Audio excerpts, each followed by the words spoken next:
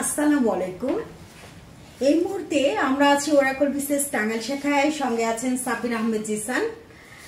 Sabbir Ahmed Jisan 41তম BCS customs ক্যাডারে প্রথম স্থান অধিকারী এবং 43তম বিসিএস এ অ্যাডমিন ক্যাডার। আজকে সাব্বির আহমেদ জিসান প্রিলি পর রিটেন প্রস্তুতি নিয়ে সার্বিক আলোচনা করবেন এবং এখন আমরা জিসানের কাছ থেকে তার এই দীর্ঘ যাত্রায় এবং অভিজ্ঞতার আলোকে আমরা জানবো কিভাবে একজন স্টুডেন্ট বা একজন শিক্ষার্থী প্রিলির পর লিখিত প্রস্তুতি শুরু করতে পারে। আচ্ছা, ধন্যবাদ আপু। অত্যন্ত চমৎকার একটা টপিক বলেছেন যে লিখিত পরীক্ষাটা, কারণ লিখিত পরীক্ষায় ভালো করাটা অনেক বেশি গুরুত্বপূর্ণ। কারণ প্রিলি পাস করার পর লিখিত পরীক্ষায় যারা ভালো করবেন তাদেরই আসলে ক্যাডার হওয়ার চান্স অনেক বেশি থাকবে। কারণ ভাইভাটা আসলে অনেক সময় নিজের নিয়ন্ত্রণে থাকে না। ভাইভাতে দেখা যায় অনেক সময় নার্ভাসনেসের কারণে হোক বা অন্যান্য পরিস্থিতির কারণে ভাইভাটা যে কোনো সময় ছিটকে যেতে পারেন অনেকে ভাইভা থেকে, বা ভাইভায় হয়তো প্রত্যাশিত নম্বরটা নাও পেতে পারেন। কিন্তু লিখিত পরীক্ষাটা কিন্তু সম্পূর্ণ নিজের নিয়ন্ত্রণে থাকে। 900 নম্বরের পরীক্ষা বা ক্ষেত্র বিশেষে 1100 নম্বরের পরীক্ষা। তো যেহেতু এই পরীক্ষাটা সম্পূর্ণ আমার নিয়ন্ত্রণে আছে বা যে কোনো প্রার্থীর নিয়ন্ত্রণে আছে, তো এই জায়গাটাতে সবচেয়ে ভালো করা জরুরি। একেবারে যতটুকু বেশি নম্বর এখানে ওঠানো যায়। তো এটা ভালো করার জন্য যেটা প্রয়োজন, যেমন লিখিত পরীক্ষার প্রস্তুতির সময় সবাই লিখিত পরীক্ষার প্রস্তুতি আর প্রিলিমিনারি প্রস্তুতির মধ্যে দুইটার প্যাটার্নের মধ্যে পার্থক্য আছে। যেমন প্রিলিমিনারি প্রস্তুতি নেওয়ার সময় যদি একজন প্রার্থী লেখালেখি না করেন তেমন কোনো সমস্যা নেই। যদি শুধু পড়েই যান আর তথ্যগুলো মনে রাখতে পারেন তাহলে তিনি প্রিলি পাস করে যাবেন। মডেল টেস্ট দেওয়ার অভিজ্ঞতা থাকলে পাস করে যাবেন, সমস্যা নেই। কিন্তু লিখিত পরীক্ষার ক্ষেত্রে ব্যাপারটা হচ্ছে, যদি কেউ শুধু পড়ে যান, তার লেখালেখি করার অভ্যাস না থাকে, তাহলে তার পক্ষে ভালো করা অনেক কঠিন। হয়তো তিনি লিখিত পরীক্ষা পাস করে যাবেন কিন্তু ক্যাডার হওয়ার মতো পর্যাপ্ত নম্বর তিনি পাবেন না। সেজন্য লিখিত পরীক্ষার জন্য গুরুত্বপূর্ণ হচ্ছে যে তিনি যতটুকু সময় পড়বেন ঠিক ততটুকু সময় লিখবেন। কারণ লেখালেখি করলে তার প্রেজেন্টেশন স্কিল বাড়বে। খাতায় কি করে ভালো প্রেজেন্টেশন দেওয়া যায়, কিভাবে ভালো লেখা যায়, আমরা আলোচনার পর্যায়ক্রমে এগুলোতে আসবো। তো প্রথম কথাটা হচ্ছে যে লিখিত পরীক্ষার প্রস্তুতি নিতে হলে প্রচুর লিখতে হবে।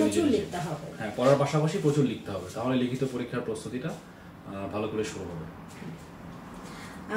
আর লিখিত একটা স্টুডেন্ট কোচিং এ এসে লিখিত প্রস্তুতি কিভাবে নিতে পারে বা আমাদের কোচিং গুলো আমরা কিভাবে সার্ভিস দিই, সেটা তাদের সাথে কতটুকু সম্পৃক্ত? আচ্ছা, কোচিং এর প্রয়োজনীয়তাটা যেটা আমার ক্ষেত্রে যেটা হয়েছিল যে আমি প্রিলিমিনারির সময় কোচিং করিনি, তখন করোনা ছিল, বাড়িতে বসে প্রিপারেশন নিয়েছিলাম। করোনার সময় ছিল 41তম পরীক্ষা। তো লিখিত পরীক্ষা আগে তখন চিন্তা করলাম যে বাসায় বসেও প্রিলিমিনারি মডেল টেস্ট দেওয়া যায়, দিয়ে ওএমআর চেক করা যায়। কিন্তু লিখিত পরীক্ষার উত্তরপত্র তো নিজে যাচাই করা যায় না, কারণ আমি নিজেরটা কি লিখেছি আমি নিজে কিভাবে বুঝবো। লিখিত প্রার্থীদের জন্য সবচেয়ে বেশি গুরুত্বপূর্ণ হচ্ছে কোচিং এর মডেল টেস্টগুলো।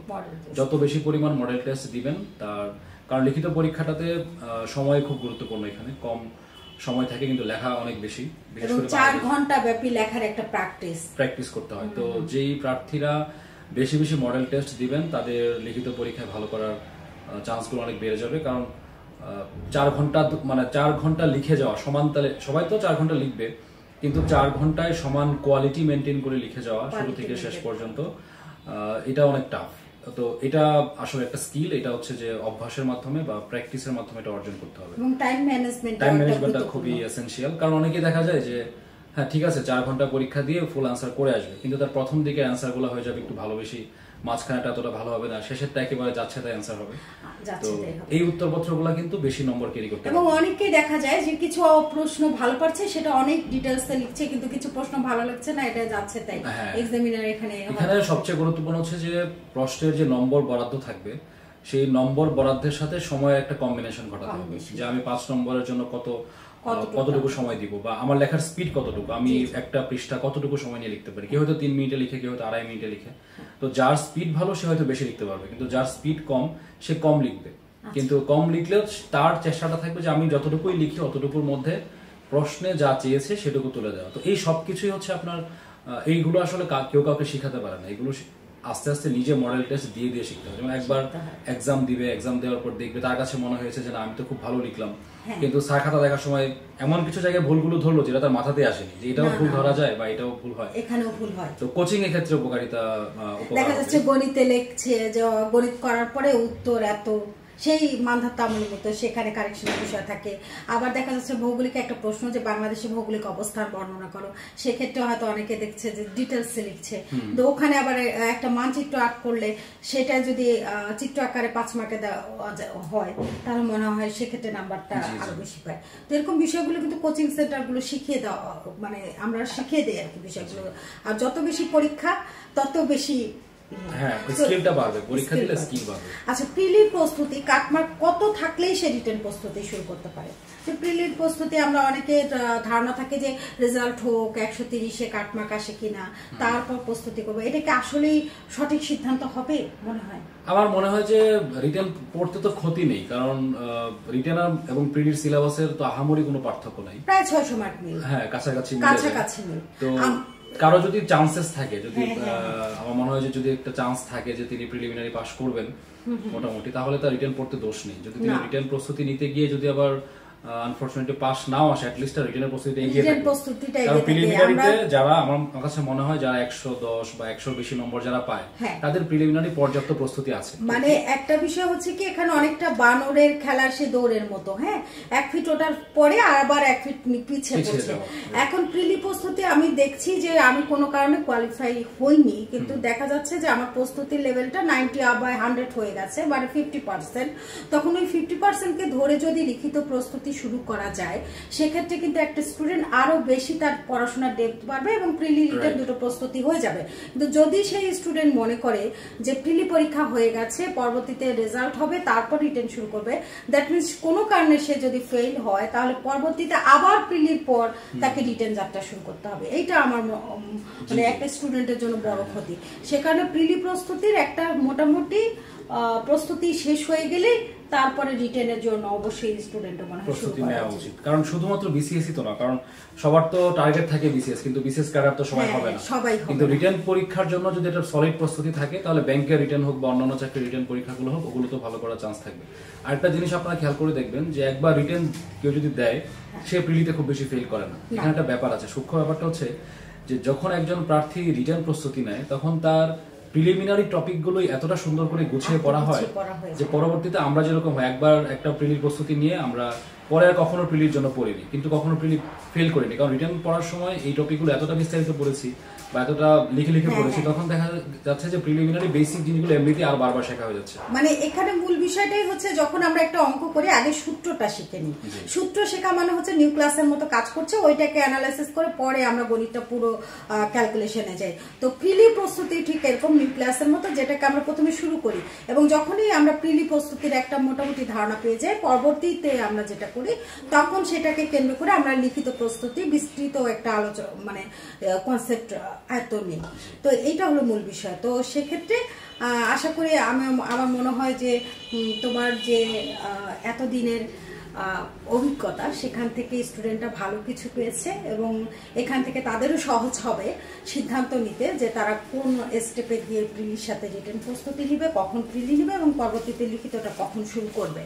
তো ধন্যবাদ জিসান এ পর্যন্ত আমাদের সাথে থাকার জন্য, এবং অসংখ্য ধন্যবাদ তুমি আজকে আমাদেরকে আমাদের স্টুডেন্টদের জন্য এত সময় দেওয়ার জন্য। তোমার কি আর কিছু বলার আছে বা তাদের বিদায়ের সময়? আচ্ছা, স্টুডেন্টদের জন্য একটা কথা, ভবিষ্যৎ ক্যাডার প্রত্যাশী যারা তাদের জন্য একটা কথা বলবো, সেটা হচ্ছে যে যেহেতু আজকে লিখিত প্রস্তুতি নিয়ে কথা হয়েছে, তো আপনারা কখনো ভাববেন না যে লিখিত পড়াশোনাটা প্রিলি থেকে অনেক দূরে কিছু, বা এমন একটা ব্যাপার যে লিখিত পড়লে আপনি প্রিলি সবকিছু ভুলে যাবেন, বা আপনি লিখিত প্রস্তুতি নিচ্ছেন এখন আপনার প্রিলি যতটুকু প্রস্তুতি ছিল ওটা কমে যাবে, এরকম কিছু না। পড়াশোনা আসলে বেশিরভাগই হচ্ছে সেম একই, বরং লিখিত প্রস্তুতি নেওয়াটা মানে হচ্ছে যে আপনি প্রিলির পড়াগুলো আরো গভীরে পড়া, আরো নিজে বুঝে শুনে পড়া, আরো বিশ্লেষণী ক্ষমতা নিয়ে পড়া।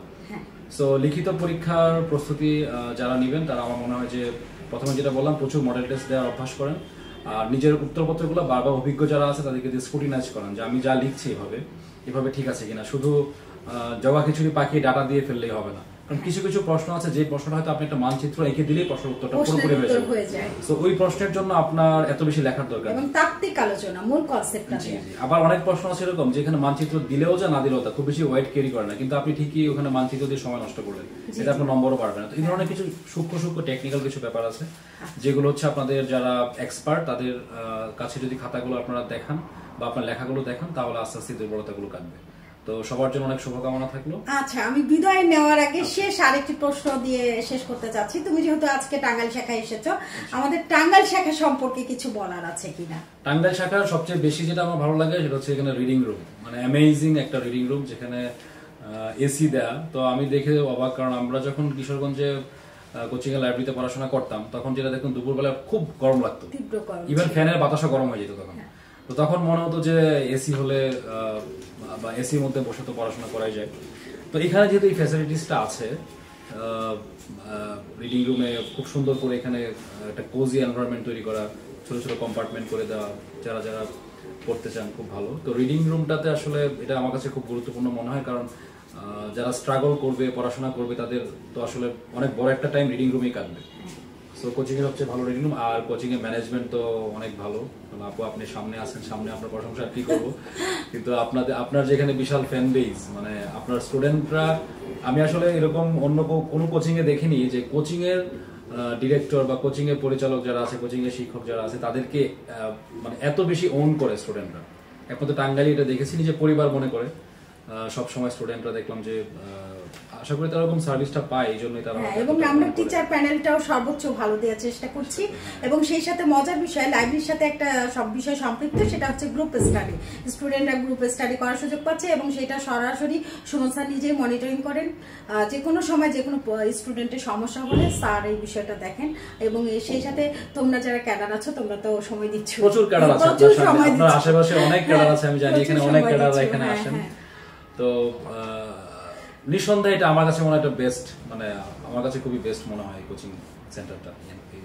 ধন্যবাদ জিসান আমাদের সাথে থাকার জন্য, এবং অত্যন্ত ধন্যবাদ সবাইকে এতক্ষণ শোনার জন্য। সকলকে অসংখ্য ধন্যবাদ, সকলের জন্য শুভকামনা রইল। আল্লাহ হাফেজ।